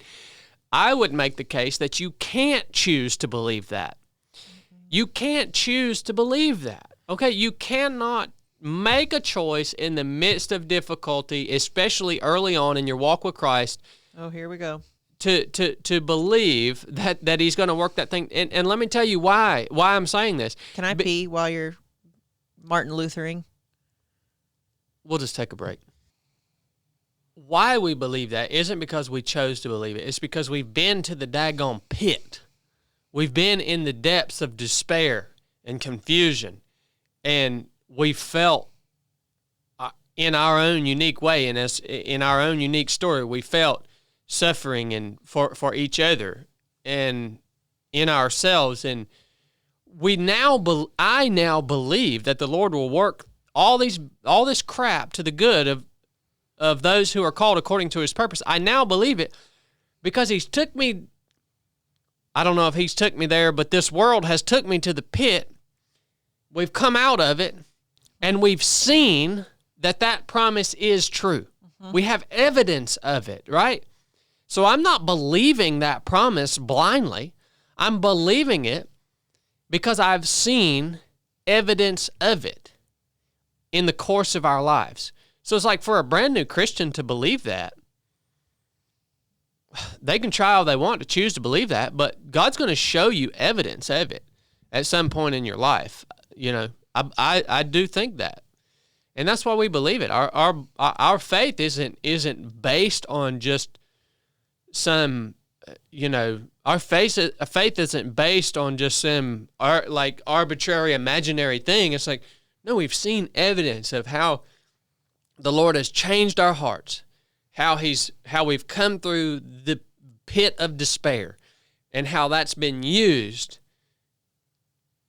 in good ways. Not only to shape us, but to shape others. I mean, we get to see it twofold. We're very blessed. Most people see the difficult stuff being used to shape themselves and the people that are immediately around them. Mm-hmm. We get to see the effect it's being used to help people all over the dang earth, man. Yeah, we're really, really blessed in that. But it's very easy for me to, like you said, it's not blind in those contexts, but like losing a pregnancy, losing a kid, there are certain contexts that like it is blind for me. 100%. I can't imagine how that could be worked for good. And I don't have to try. Like I that's the blind part is like, well, Lord, I don't understand that. Yeah. And like, I think he can handle my apprehension about it. It's just like, I don't get it. And I'm okay with the fact that you're way more intelligent than I am because you created things I can't even understand. So I'm just going to choose to surrender to that, even though I don't agree with it and I don't understand. Yeah. And I think that in a lot of cases, the longer we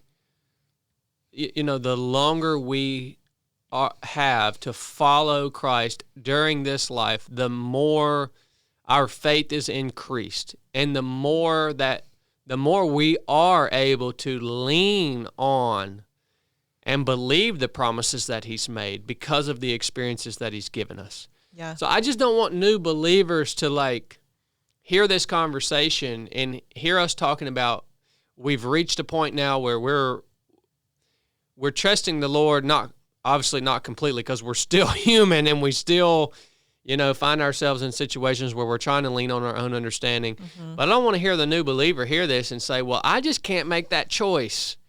And it's like, yeah, I believe it. Just give it time. And by give it time, I mean you might need to give it a long time before you start to really believe these things. You need another water? No, I'm okay. Thank you. So I just wanted to throw that in there. All right. What's next? Right.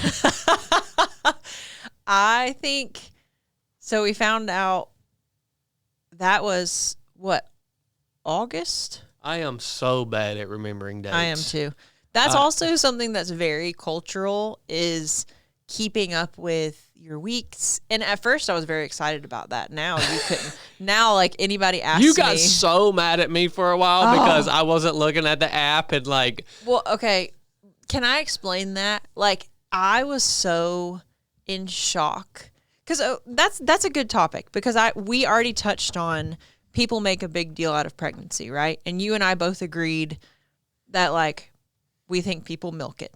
We just do. I think there are people who get sick and feel really bad. I think that's very true.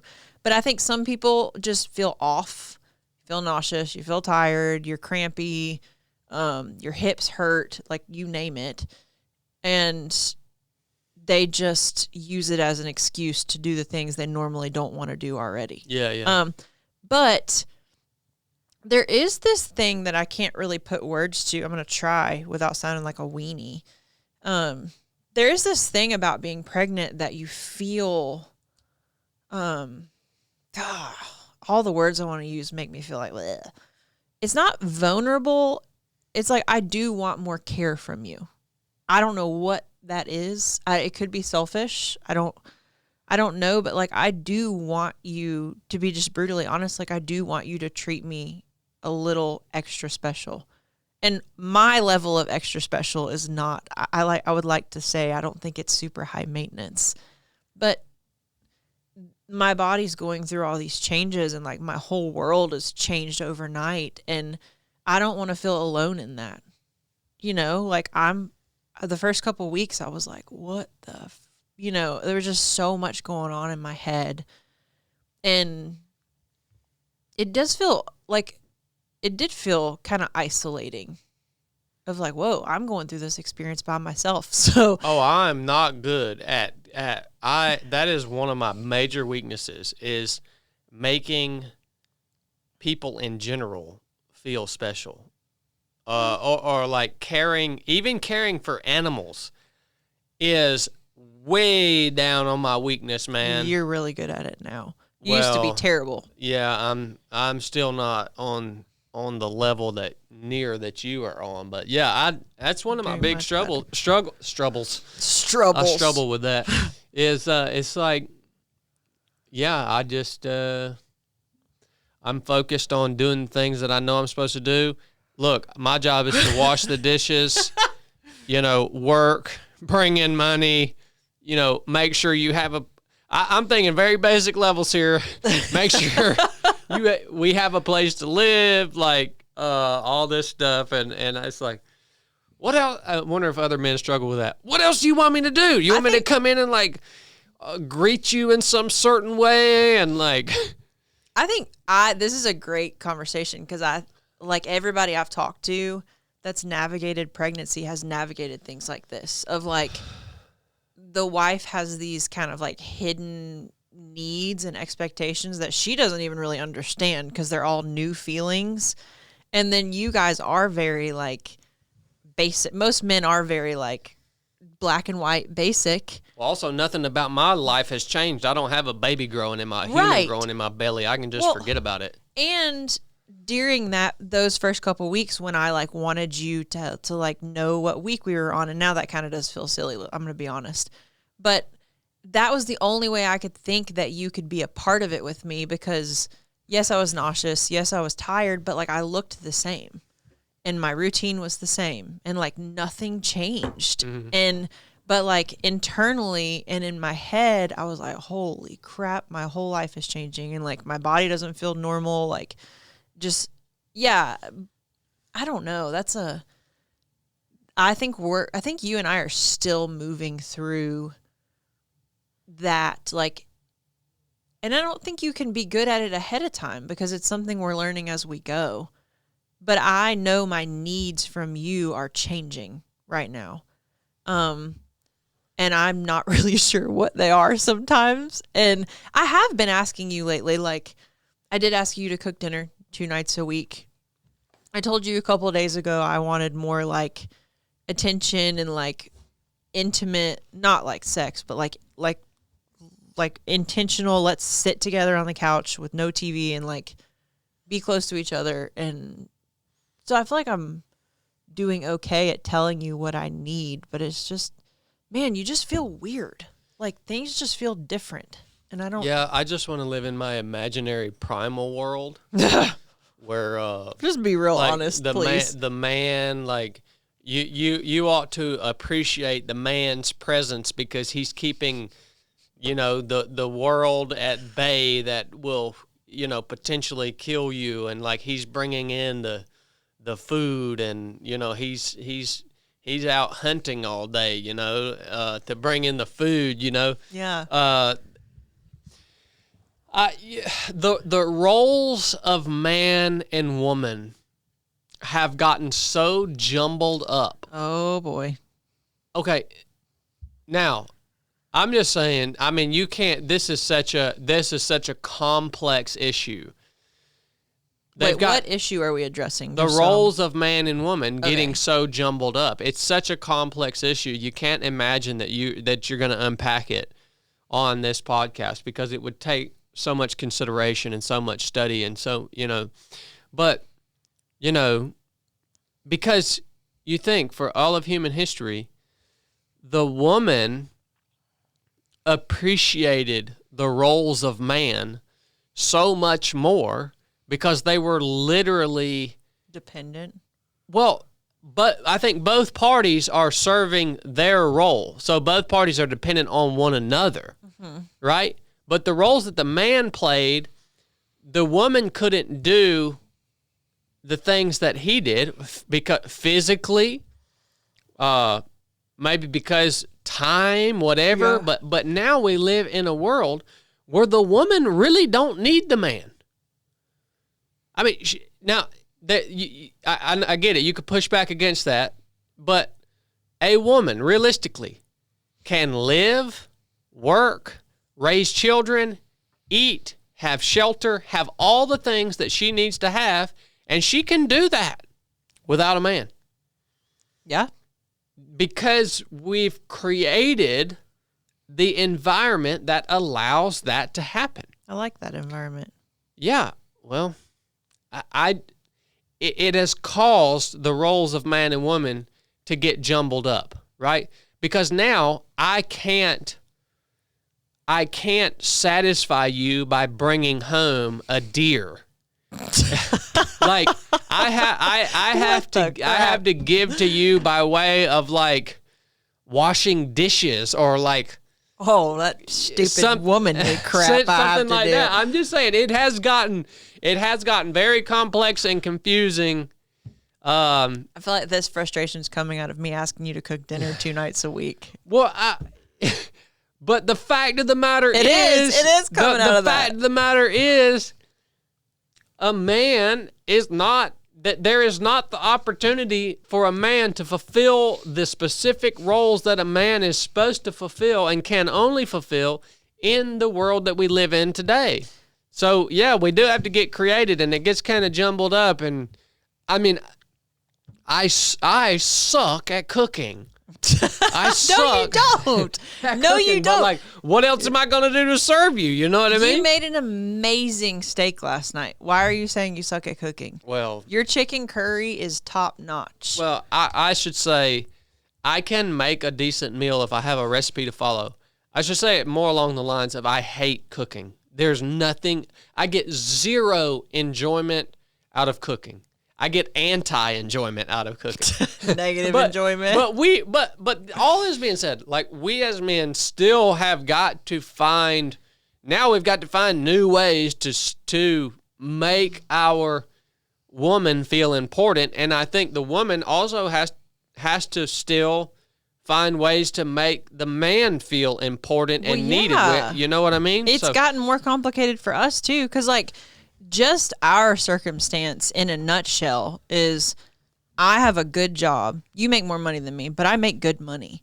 And like it could be like I have a career job and a business and I do things for 3 of 7 and I can do pretty much everything you can do. Physically, you're stronger than me, but like I have no limitations on. Like, well, that's the unique thing about the man is the physical way that a man can serve within the family, and that's been taken out of the equation. Right. We don't need that anymore. I mean, what is a man using his physical strength for now? To go and lift iron plates in a gym. There's no purpose to that. But that's what we're using our unique gift as a man to do.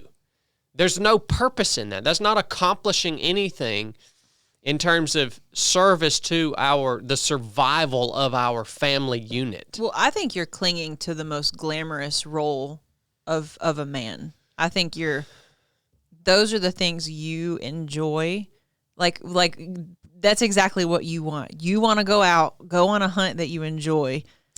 Bring home a deer carcass and slap it in front of our front door, and maybe like, oh my God, Boo, you're the best hunter this side of this county, and I thank you so much for supplying because of what you did. But hold on, I'm saying that is an imaginary world that was the reality of the human existence for a long time, and I think the reason we do enjoy that hunt is because it's so hardwired into us to serve in that capacity. And I do think if you have a wife with 4 kids at home who doesn't know how to hunt and doesn't work, and she relies on you to feed all of them, there is going to be a different feel. But you're focusing in on the one aspect that is your calling as a husband that you enjoy. The rest of the calling is all biblical, to be a leader of your family, and that includes emotionally, spiritually, physically. Like those are all callings from God, but you don't like some of those. Well, I guess one of my questions would be, it would be interesting to go back in time 1,000 years, in let's say just observe a Native American culture. Like, was the woman asking the man, "Oh God, hey, you need to help around the teepee. Like, you need to help around here, all right? Like, was the woman asking the man, hey, I need some emotional support in the packaged as cuddling, or was she getting the emotional support that she needed by way of the man providing just food, shelter, protection, No, like words of affirmation, no, like intimate time, no, like I love you, I'm grateful for you, thank you for raising our kids, like thank you so much for having the teepee clean, like none of that. He could just skip all of that. He just slapped the deer down, made sure the teepee wasn't leaking, and like that's pretty much it. And like check. And made sure they didn't get attacked. They defended when the neighboring tribe, attacked. But other than that, what did they do? Just sit around? Well, that's a full-time job. Back then, that was a full-time job. Imagine the amount of time it would take if that was your job to do that, and you were living somewhere in the woods. Like, it would be everything you could do. And probably there would be many times. Look, I'm being very speculative right now. I'll just move on from this. No, I'm enjoying it. I'm really enjoying it. My brain is trying to conjure up some analogy, because I love Jesus juking you, of like, husbands, love your wives as Christ loves the church. And that's kind of where my brain is going, is like, does that look like food, shelter, and protection exclusively, and like all of your emotional and spiritual needs, you're on your own? Like, I provided those 3 things, so you should be able to figure it out. Like, is that how Christ treats us? Well, yeah, it's what does that look like in the society that we're living in right now? What should that actually look like? Because I struggle with this too, because thinking about having a child, a man cannot. He was not created to care for a child. That's not true. In the way that the mother can. I agree. Especially in when that thing's a really little baby, and it needs the mother just has some innate ability to pick up on things that little being needs. The man cannot do that, and it's like, well, now the man is expected to enter in to the caring for that child in ways that, like, how, yeah, I'm saying, like, what's the answer to that? How involved is the man? Don't hold back. How involved is the man supposed to be? Because you look at our grandfathers Not saying that everything about the way they lived their life was right, but they didn't change freaking diapers. They didn't wake up in the middle of the night to feed a kid, because they were waking up at 5 a.m. in the morning to go out in the field and work so that the family could be provided for. You see what I'm saying? Like that, it hasn't been that long ago that men were not expected to do those things, and it was no problem. It was just the way it worked, and everybody was happy about it. Was everybody happy about it? I don't know. That's a good question. I think some of what you're saying, men have more space and time now because they're not tending to, majority of men I know are not running a farm by themselves, and they're not working 12, 16 hours, 7 days a week. 100%. And so if you have spare time and your wife just gave birth and her body's in like the biggest recovery of her life, Lord willing, she doesn't get in a bad accident or something, and you have this newborn and that's your person, and you have time because all of our jobs are super cushy and we kind of just do what we want, why wouldn't you change diapers? Why wouldn't you take a shift in the middle of the night? Yeah, because what else are you going to do? Why wouldn't you? What else are you going to do? And why is that damaging to the husband-wife relationship? I can see what you're saying about like how I have a full-time job, I can do everything, I don't necessarily need you. I could see how that dynamic could cause some problems, but I don't see how the husband entering in to more involvement in child rearing could cause issues. I don't know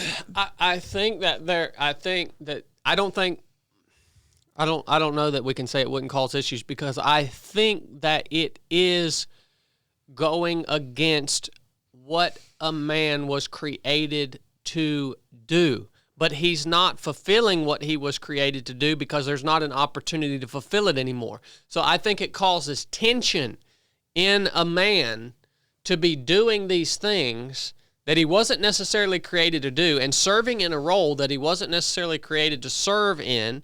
One, he's not going to do it as good as the woman. That's true. Two, he's serving in that role because he has all this open time, because he's not doing the things he was meant to do for all of human history beforehand, because it doesn't need to be done anymore. Yeah. I'm just wondering, I mean, that's just the way it is. That's the reality that we live in right now. I'm just wondering how that does impact the husband-wife relationship and the dependence on each other to uniquely serve in the roles that they're supposed to serve in. Like, how does that impact the husband-wife relationship? How does that impact the man and the woman both internally and together as a unit? It is impacting it in some way, shape, or form. I guarantee you it is, because we cannot trust and depend on each other the way that we used to be able to, because we don't have to. Mm-hmm. No, you're right. I mean, I think you're exactly right about how the roles have become less defined from that traditional survival culture where like survival was what they were doing. Like, they were surviving together. I mean, that requires a massive amount of trust and dependence. Yeah. And skill and competency. Yeah. And love for each other. But the way you and I live, like especially the type of personality I have, like I like male dominated things, and like I've outshot you before. Like I could protect our home if I had to. And I like working and I like being independent, but like the way that I see that you and I have done it and are doing it is the roles aren't always perfectly clearly defined, but we're a team. And I think we both try to communicate needs clearly, because that's the only way. When there's not clearly defined roles that you and I are aware of, unless we're talking to each other and saying, hey, I really need you to do this specific thing right now because of whatever. Yeah, there's no clear path for either one of us. But I don't know. I don't think there's anything wrong with that. I think it's good. I think that I mean, we're just we a team. obviously have to continuously figure out how to navigate the world that we live in. I think that this is essentially, we joke all the time about how well I do when there's a crisis in the family. Mm-hmm. I think this is why. Because when there is a crisis and I actually have a role to fulfill that only a man is created to fulfill in a unique way, it causes us to see each other uniquely created as part of this team, and it gives us both the ability to lean on each other. It gives a clear purpose. And only in a crisis now is the man able to step up and truly be like, I got this. Trust me. I got this, man. All the things that you are excited about in a man's role are things that are like hunting, protecting, entering into a crisis to save people. Yeah. Like, it's very primal. It's very primal. But like, I feel like the harder things, the harder the things are, the more you should deserve credit for them. And I feel like those little moments, like if you choose as a husband to change diapers and do that, nobody likes that. You think your wife likes changing a diaper? You think she enjoys that? I have no idea. Do you think she enjoys waking up in the middle of the night to a screaming kid? Oh, probably not. No. But like, just because something isn't fun or doesn't give you that like manly feeling of like, yeah, I'm doing this for my family, doesn't mean it's not your role and it's not your service to your wife and to your, I'm not going to make a case that I should not do and help with all of those things. Yeah. Like, I'm just not going to have fun while you're doing it. I'm just saying that we're in a unique position. Yeah. Because of the time and the place and the technology and the grocery store and, we're just in a Instacart. We're in Amazon. We're in a really unique position, man. Mm-hmm. And it's, I think it's something that we should be conscious of because it is important, because we're still husband and wife team moving through this life. And if we're not conscious of this and we're not conscious of our roles in that, and we get sucked into all of a sudden confused about what are we even good at? Why do we even need to be a team? Like, what's the purpose of this? Things can get real confusing, and I think that can cause harm in people's marriage, So it's not that we're ever going to do it perfect. It's just something to be conscious of, both from the wife and the husband, I think. Yeah. So all that being said, what started that conversation was me trying to articulate the new needs I have from you while being pregnant. Yeah. Like, my encouragement to men in that would just be to, like, don't ignore. Like, if you sense that, like, your wife's a little off because she's pregnant, she may just be super confused, and I would just, be tender. Because I've started showing now, and you've been way more vocal and, like, excited and involved, and that has, every time you do that, it means a ton to me. Because, again, I don't feel alone in this. But you'll ask me, you go, how's pregnancy going? You do that often. Mm-hmm. And that's really special to me, too. Because it's like, he's taking a minute to acknowledge that, like, my world is different.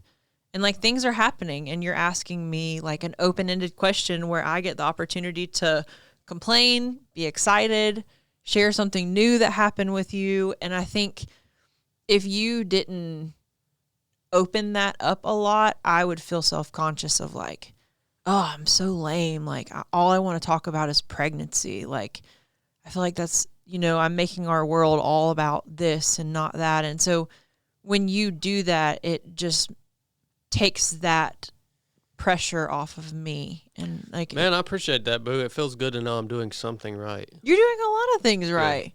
Why do you think you're not doing things right? Well, I'm just learning as I go. Yeah. I'm just learning as I go.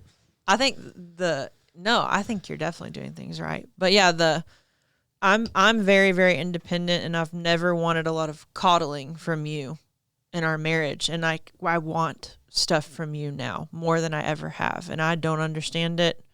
If I figure it out, I'll let you guys know, but I don't think I will figure it out. I think there's so many weird biological things happening when you're like having a baby. A bunch of people have told me, and I've seen it before, and Huberman talked about it, how the biggest brain change a human can go through, aside from like an injury or something, is pregnancy to childbirth. Like a woman's brain, like gray matter changes, and you feel it. Like you just feel, one, you feel dumb for a while, but two, like things that kind of feel that way all the time. Things that were really important all of a sudden are not that important, and it's confusing.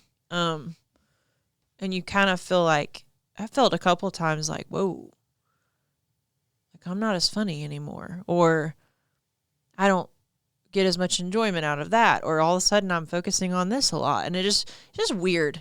It's weird when your identity starts to shift and it's out of your control, and it's happening fast. It's just confusing. And yeah, I just think little questions like you ask, like, how's pregnancy going? It's just nice because you don't feel alone.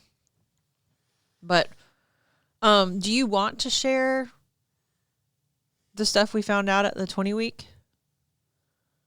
I mean, yeah, we can. I mean, it doesn't, I don't know I haven't done any research or anything on it, so. I don't mind sharing. It's just it's another fantastic example of what we're trying to communicate to everybody about, just the lack of perfection and control. But we went for our 20-week ultrasound a week ago, 2 weeks ago? A week ago. A week ago. And everything looked great, except I'm learning all of this, so if I say something wrong, just forgive me. The placenta is the organ that feeds the baby. The umbilical cord is supposed to go into the center of the placenta. Mine goes onto the side. So it's called a velamentous cord insertion. And the doctor, she was wonderful. She pulled us into her office after the ultrasound because we didn't know anything was wrong. And she started it by she drew a picture, and she's like, umbilical cords are supposed to be here. Yours is here. It's very rare. And as soon as she said the word rare, I had an awful, awful physical reaction. I was just like, oh, frick. Like my worst fears are coming true. Like she's about to tell me like he's not going to live, or the chances are slim, or, it's crazy how rapid my mind just went down the toilet when she was like, this condition is rare. I was like, but come to find out, it's not a big deal. That mixed with the fact that I'm going to be 35 when I give birth makes us high risk now. And I asked that lady, I said, well, give me worst case scenario with velamentous cord insertion. And she said, it's good that you don't have something called previa. You only have the cord insertion. So she said, worst case scenario is later in your third trimester, the baby doesn't gain weight like he should. And then we have to induce, and you'll have a preemie, and we can, what did she say? Gosh, there's a name for it, put him in a pod. Feed him, and he would grow outside of the womb if that connection to the placenta wasn't good. And so she said she's delivered 4,500 babies. She's never seen that outcome. she's seen a lot of this lately. She said she's very curious why it's more common. They don't know what causes it. Coronavirus. but yeah, she just kind of like was like, yes, there's a possibility for complications, but the complications are very rare. You're probably going to have a normal pregnancy. And so we walked out of there and chat. You seemed fine. I mean, you were like, I think you heard 4,500. I've never seen that, like a baby not gain weight. And I don't know, you just seemed fine. And I was not fine. I mean, I wasn't like crying or anything, but man, my mind was just, cause like, it's a letdown. It's a letdown because you're so hoping every time you begin something new, you're so, you have the hope that it's all just going to go perfect. Like every time you go into the doctor's office, you're like, your hope is that it's all just going to go perfect. yes. Look, abandon that hope. All right? Just abandon it. Anything that you start new in this life, in this world, just go ahead and say, there's going to be some crap that comes up during this journey here that's less than perfect. All right. Set that as your expectation, please. And then when you do go to the doctors or you do make a deal or you do something and it works perfect, you're like, dang, that was an anomaly. I cannot believe that just went perfect. Yeah. But don't let that become your hope or your expectation because it is an anomaly. So that's what I was thinking in my mind. It's like, well, yeah, of course. Here's I don't know. Maybe it's because I have 2 more years of life than you. or maybe it's because of all the crap I went through in the military. In the military, anytime you plan anything, there's a saying that says Murphy always has a vote. Like bad luck, Murphy, whatever you call it. It's just trying to describe the fact that we live in a world where unexpected things happen. There's evil, there's bad, there's sickness, there's death, there's all this thing.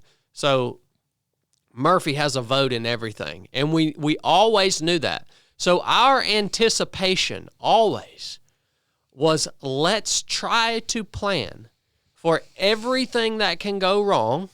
Let's try to have a contingency for that.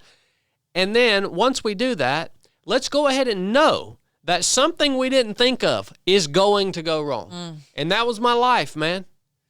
That was my life. And so that's what my mind goes back to. And I think maybe that's the reason I can deal with those things better. Yeah. Not perfectly. I didn't like the news any more than you did. Yeah. Because, man, yeah. You hopefully you do get that anomaly where everything does just go perfect. Like maybe that's a possibility. Yeah. It's not the likelihood. Well, I am just an immature civilian, but my reaction to the situation was different. I felt scared, sad, and angry. And the anger was very like self-righteous. It was like I was already afraid to have kids. Then I had a miscarriage. Then we had the spotting. Now, like I had moved through all of that, and I genuinely thought, smooth sailing ahead. I just felt it in my bones. Like, I just feel so strong. I feel good. I feel him moving a lot. Like, I felt like it just in my mind, everything was perfect. Mm-hmm. And I was like, dude, we're so lucky. And like, I was living in that, I think almost every day of like, God, I'm so grateful that this is going so well. And like, then the transition of, you didn't get like terrible news. We have people in our immediate family, like what Summer went through with Nyx, and finding out at 20 weeks that her baby had a likely fatal heart defect. The spectrum of bad news is pretty broad. So like that's why I call it self-righteous, is because I have people in my immediate circle who have gotten news 1,000 times worse than that. Our chances of complications are rare, but I was so mad that I didn't get to believe that things were perfect anymore. And that, like, I had to hold now for the rest of this pregnancy that something isn't ideal. Mm-hmm. And, like, it was just another one of those moments of, like, you have no control over any of this. Yeah. And, like, you think you've been taking your fish oil and eating all your greens and doing all this right. And, like, just like, nope, it didn't work. Like, you didn't control everything and keep it perfect. Like, good job. But you know, I was sharing with Brittany this morning, the night before we found out about the cord insertion thing. I woke up in the middle of the night, and I pray a lot at night if I can't sleep. It's just something I do. I don't know why I do it. And the night before, I found myself praying. I don't think I've shared this with you. I found myself praying, and I was apologizing to God because I haven't been focused on Him, like, at all. Mm-hmm. And I've barely read my Bible. I've just been been happy. Things have felt kind of easy and good, and I just haven't been relying on Him or even giving Him any of my time. And I, like, that night I woke up and I was just like, I'm sorry, Lord, I'm gonna do better on that. And, like, on the way to the doctor that morning, I picked out a podcast that was focused on, like, making sure you're spending time with God and relying on God, and you're not. And then that happened. And then that afternoon, what was happening in my heart and mind, I, like, realized the only way that I was going to have peace in that situation was to turn it over to Him. Mm-hmm. This is the only way. Like, if I tried to hold any of that, I could get through it, but I wasn't going to have peace again. Mm-hmm. And so I was just like, all right. So I was walking and talking out loud by myself. Yeah, because I told you I went without the dogs. And I was like, all right. And I was a little sassy about it. But I was like, fine. Like, I'm not saying you did this, but I am going to, I know I'm not being punished, but I'm going to do better. And I feel right now that I have to rely on you in this. And the outcome of whatever happens to this child is up to you and not up to me. And just like, and I felt fine about it ever since. Yeah. I'm like, okay. That's the great thing about the tribulation that we do experience. And there's where we see the immediate answer to the the immediate realization that the promise is true is, like, when that happens, you immediately see that this bad thing that happened, although it is still bad, you can say, okay, that's good. Yeah. Like, it's still bad, it still sucks, it still might be marred and messed up and all that stuff, but you can at least say, man, okay, well, this has really made me focus on what I ought to be focusing on some level, and without that, without, a lot of people say, why does evil exist? Why does things have to go wrong, this and that? I'm not saying I know the answer to that, but I will say, if evil exists, it exists for some good reason. It exists for some good reason. I believe that.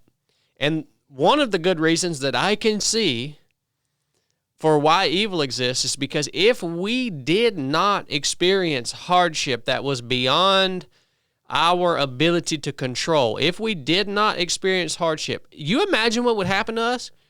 We would completely ignore that. We would get to the point where we would never be able to realize our need for our Lord. Like, can you imagine what would happen to our relationship with our Father? It would just go away. No, that happens to me. This year has felt like a season of rest. Like, yes, we've lost Jada. We've had some hard times, but, like, everybody in our life is healthy. You and I are not going through any kind of medical or mental crisis. And like, it's felt like a season of rest for me. I don't know, but like, those are the seasons where I am just like, meh.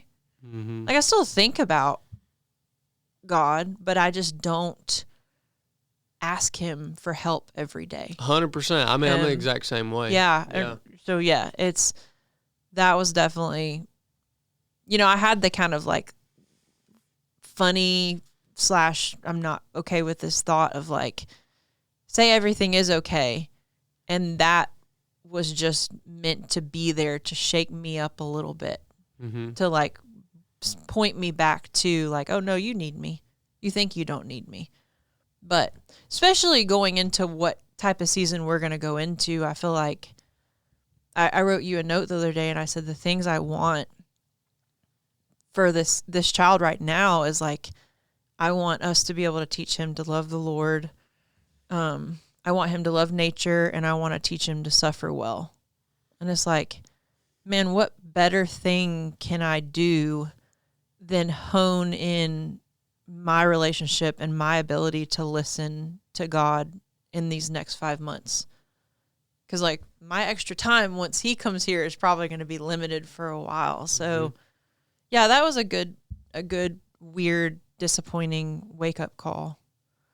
But yeah, so now we're every month we get an ultrasound to measure his progress, to make sure he's growing right. And right now he's growing perfect. But, that could change. So. And we're if you're watching on YouTube, we are looking for we are searching our brains for a name. So if you have name suggestions, drop them in the comments here. Chad is solely in charge of the name. Yeah, if you have name suggestions, drop them in the comments. The only name, I have veto power, and he's come up with like 5 names, and he came up with the name Jubal. But the first time you told it to me, you didn't know it was Jubal, and you said Jubal. That's how I pronounce it. And you said I'm going to name him Jubal. And I said, I think I gave it a couple days because I was like, maybe I don't hate it as much as I think I do. And then I came back and I was like, no, I'm sorry. I got to veto that one. Yeah. Well, we'll come up with something. Maybe the listeners can help us with that. Who knows? Anything else you want to cover, Booba? Pregnancy, childbirth. I don't know. No. How long have we been going? Long time. Over 2 hours. Jeez. No, I'm good. All right. Well, thank you guys for tuning in. Merry Christmas. Yeah. Merry Christmas. This is going out on Christmas Eve tomorrow? Yeah, tomorrow, yeah. Merry Christmas. And Lord willing, we'll see y'all on Monday. Enough said.